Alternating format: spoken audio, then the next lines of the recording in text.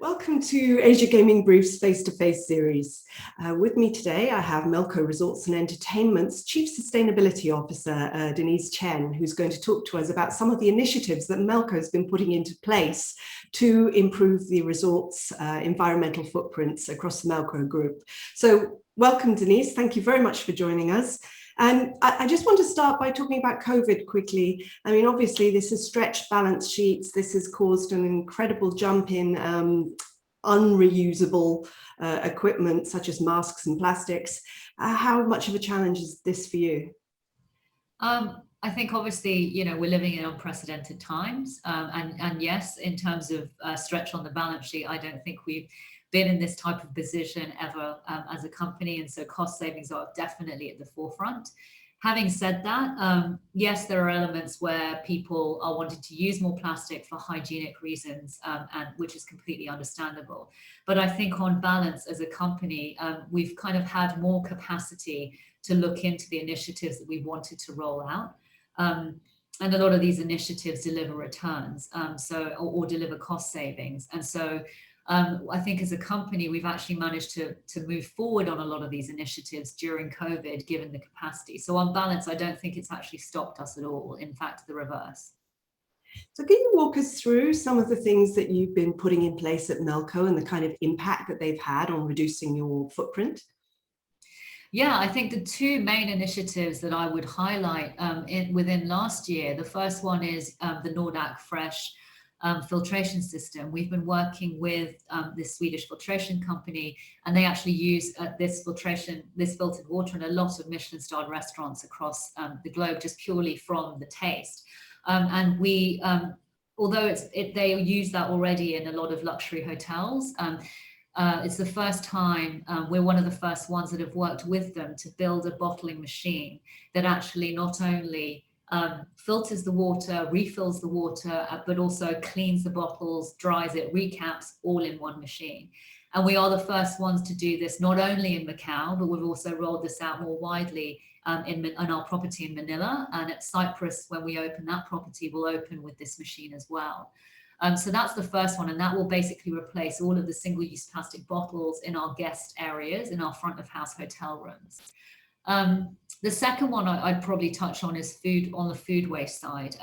We've had a massive focus on that, and we've implemented winnow machines, which is basically an AI technology that not only weighs, but recognizes the food waste every time you throw it away. And we've put this into our employee dining areas because that is where we have the largest opportunity and the largest savings in terms of food waste that we can identify.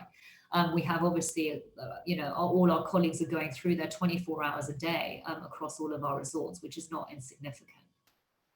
All right. And how much has this saved you, do you think, in terms of plastic and food waste and water waste and all of the things that we've been talking about? Is it possible to put any figures on this? Absolutely. From Macau standpoint, with the Nordac system that we're implementing, once that's up and running fully, it'll replace all the bottles in all of our three properties in Macau. That will save close to over 14 million single-use plastic bottles annually on that front. And when you're looking at the winnow machine on food waste, we've right now got that implemented for overproduced waste, meaning food that's produced and hasn't been consumed in our employee dining areas. On that front, you're looking at, I think we noticed quite dramatically, very quickly, within the first month or so, about a 60% decrease in our overproduced waste. And that equates to around 10 tons annually of food waste that's probably saved.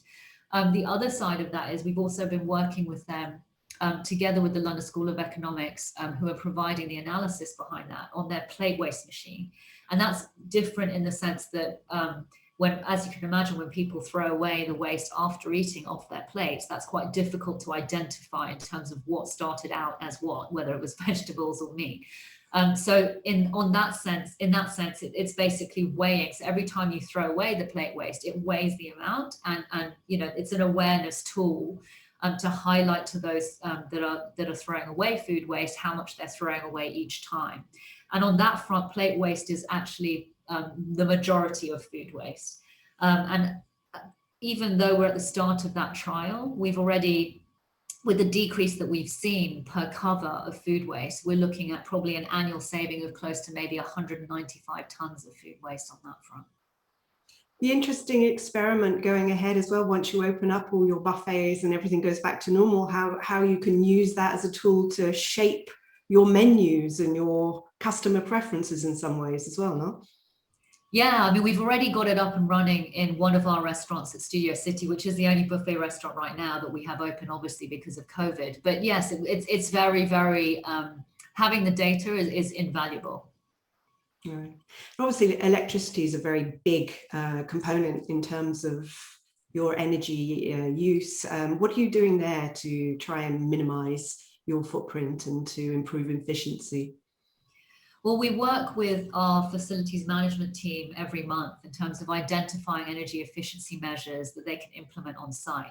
And so that runs across the gambit from implementing solar panels and installing solar panels. And the latest, which we've done in Manila as well, we have them in Macau, to, for example, switching out LED lights. And just to give a sense of the scale of the savings on that front, in terms of the energy efficiency measures we've identified already and implemented over the last couple of years, that's a saving of around 39 million kilowatt hours of energy a year.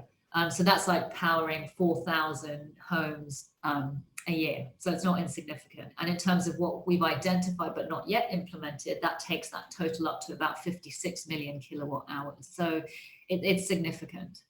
And obviously, you're following this every single day. What other products or new things are coming out there that you're really interested in that will help you in managing your footprint? I think it's very early days for some of these products, but some of the interesting things that I've seen are, for example, recycling bins, where, you know, I think everyone, and even in their own personal lives, when you throw something away, you're not really sure, is it recyclable? Is it not? Even if the label says so, it's quite confusing. So I have seen products where they're trying to implement not only AI, but mechanics and robotics to be able to enable a customer just to throw away anything. And the AI will identify the different elements that make up that waste and determine based on an algorithm whether that's recyclable or not. And that basically addresses the main issue with recycling, which is contamination. So on that front, I mean, that's extremely valuable. Right. And in terms of if you had to sort of go to your board right now and explain why, when everybody's trying to cut costs, why what you're doing is so important, what would you say to them from a financial standpoint? Well, my background is in finance, so I've been the treasurer of this company in another life. Until last year. So I very much approach a lot of our sustainability initiatives from a financial standpoint, showing the board, demonstrating to them whether there are cost savings and what the returns are. Now, this isn't applicable in all cases, but all of the big initiatives that we roll out, for example, when we're looking at the NORDAC system, for us, that was a payback of about 1.5 years, just over 1.5 years, which is really fast. And, you know, that's a CapEx item. It's not insignificant. And I think when you look at things like Winnow, for example, that's delivering in terms of absolute dollars, probably a lower level of actual savings, but irrespective, still savings on the food waste that you're no longer throwing and no longer producing. And so in that sense, you're looking at probably like a 1.5 times, 2.5 times ROI. So even though that's less, it's still delivering a saving. Right. Yeah. So it's definitely they're not insignificant savings either, really, are they? I mean, 1.5 times is a pretty fast payback period, I'd say. Yes. Yeah, exactly. I mean, in absolute terms, maybe lower, but yes, irrespective, still delivering savings. And I think that's a common misperception, which I also had with that, you know, anything to try and move something to a more sustainable choice is going to cost more money. I think that's been a real learning experience for everyone internally that, oh, wait a minute, you can be sustainable and you can, you know, save money as well. And in terms of where does this come from at Melco? Does this come from the company and the corporate culture, this drive to be more sustainable, or is this coming more and more from demand from clients? I think absolutely this started out as an internal, the genesis was internal, and I think very much from our chairman and CEO Lawrence, who is very passionate about this topic. And so that was the real driver behind us implementing the strategy. However, every year we do stakeholder engagement. And I am noticing over the years with our guests particularly, it is starting to gain traction, and you are noticing that despite this starting from an internal corporate culture standpoint, it has slowly, the guest awareness side of it is catching up. Okay, and one last question for you then, Denise. In terms of what you'd like to see, what's your biggest goal for Melco in terms of sustainability? Well, I think our strategy says it all. We've got a zero waste and we've got a carbon neutral target by 2030. I think that in itself already is the full ambition, and everything under that needs to get us to that point. Those two, I think, those two goals are really what underpins our strategy. And you're confident of getting there?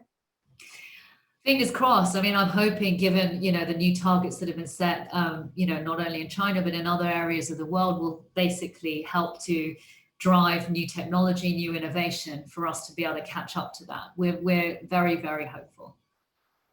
Thank you very much, Denise. That's great to hear your efforts there on the whole sustainability front at Melco. Thank you very much. Thank you very much, Sharon.